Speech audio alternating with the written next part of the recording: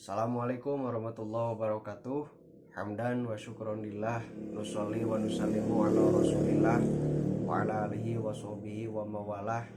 Asyhadu an la ilaha illallah wahdahu la syarikalah wa asyhadu anna muhammadan abduhu wa rasuluh allazi la nabiyya ba'dah, amma ba'd. Perkenalkan, nama saya Rizan Fakhroroji Septiana. Pada kesempatan kali ini saya akan mengulas kembali pemasaran pesantren, yang mana materi pemasaran pesantren ini sudah dibahas oleh Saudari Refka Juan Fajar, Saudari Rulia Nawati Agustina, Saudari Salsabila, dan yang terakhir Saudari Sayyidah Lutfiah Labibah. Pada materi pemasaran pesantren perlu kita ketahui itu ada 4 yang perlu dikuasai. Pertama, teori pemasaran pada lembaga pendidikan. Kedua, strategi pemasaran pesantren. Yang ketiga, strategi pemasaran pesantren pada beberapa jenis pesantren. Dan yang keempat, analisis pemasaran di beberapa jenis pesantren. Supaya kawan-kawan semua tidak bingung dan tidak penasaran, mari kita bahas pembahasan pertama, yaitu teori pemasaran pada lembaga pendidikan. Nah, pengertian pemasaran: kegiatan usaha mempromosikan barang dan jasa yang memberikan kepuasan terhadap kebutuhan konsumen. Itu merupakan pengertian pemasaran. Sebelum lebih lanjut, kita juga harus memahami jadi apa itu pemasaran. Tadi sudah saya jelaskan bahwa pemasaran itu mempromosikan barang dan jasa. Tanpa dipromosikan tidak akan ada pemasaran. Kalaupun ada, akan sulit dalam pengimplementasiannya. Nah, unsur-unsur dalam pemasaran terbagi kepada 3 unsur. Yang pertama ada unsur orientasi pada konsumen.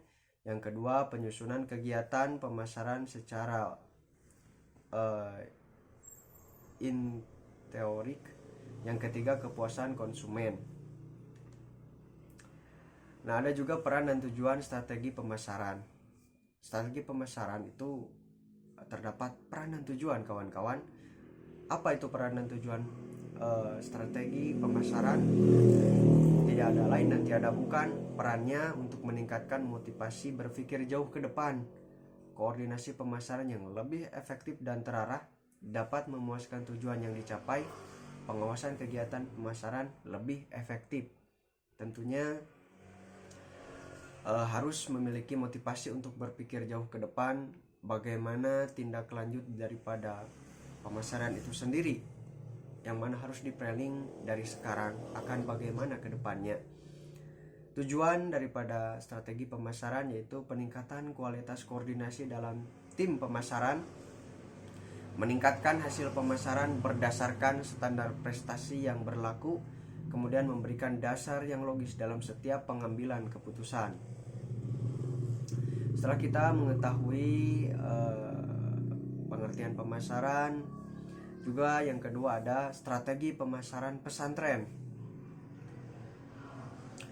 Bentuk strategi pemasaran pesantren ini ada unsur strategi pesantren dan marketing mix, yang mana dalam unsur strategi pemasaran pesantren ini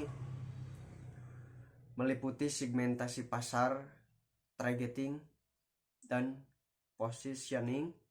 Adapun untuk marketing mix itu ada produk, price flash, dan promotion.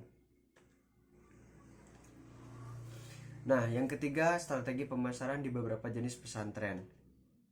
Strategi pemasaran di beberapa jenis pesantren ini ada pesantren tradisional, pesantren modern, pesantren semi tradisional, dan modern. Di pesantren tradisional, pemasaran yang digunakan lebih kepada alumni atau santri aktif yang memberikan informasi terkait keunggulan di pesantren. Alumni-alumni yang memiliki kompetensi lebih baik dari segi finansial dan pengetahuan tentunya akan memotivasi masyarakat sekitar maupun di luar daerah supaya masuk kepada pesantren yang dahulu pernah dijadikan tempat menimba ilmu. Nah, untuk strategi pemasaran di pesantren modern, pemasarannya lebih menggunakan teknologi dan kegiatannya mengikuti perkembangan zaman. Tentu saja seiring berkembangnya zaman, banyak lembaga-lembaga pendidikan yang menggunakan teknologi, baik dari sistem pembelajaran dan sistem pemasarannya juga. Sebagaimana brosur-brosur itu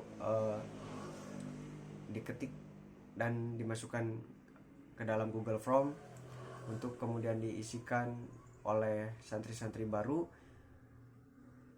Ada juga yang menggunakan video kreatif memasarkan pesantrennya guna menarik perhatian masyarakat dan pengguna penggiat media sosial. Adapun strategi pemasaran di pesantren semi tradisional modern, pemasaran dalam ma'had menggunakan media, brosur, pamflet, dan para alumni santri saling memberikan informasi.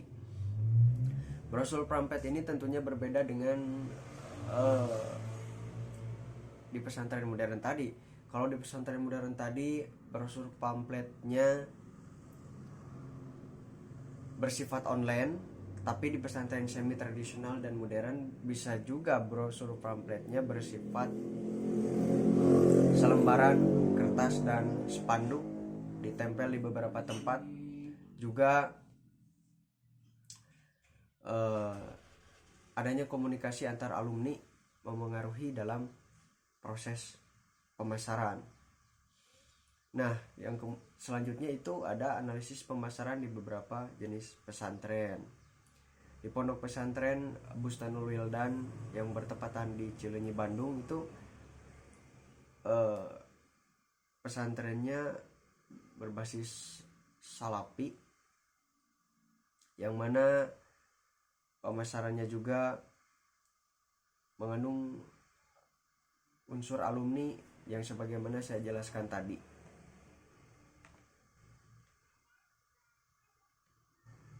Kemudian ada pondok pesantren Nurul Ulum, yaitu pondok pesantren yang promosi mendaftarkan alumninya untuk mengenal produk apa, keunggulan apa yang ada di pondok pesantren, kemudian dengan menggunakan spanduk, brosur, bisa juga dengan kalender, Facebook, Instagram, dan media sosial lainnya untuk memasarkan pesantren agar banyak santrinya yang belajar di pesantren Nurul Ulum. Pesantren ini sudah sangat jelas sekali ya, pesantren modern. Selanjutnya ada Ma'had Al-Jami'ah di UIN Sunan Gunung Jati, Bandung, yang mana pesantren ini merupakan pesantren semi tradisional dan modern, memadukan unsur-unsur modernisasi dalam pemasarannya seperti di Twitter, Facebook, dan lain sebagainya. Juga tidak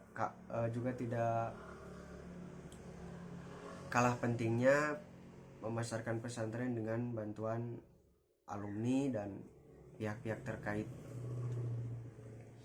Mungkin hanya itu saja yang dapat saya sampaikan pada pertemuan kali ini. Mohon maaf atas segala kekhilafan dan kekurangan.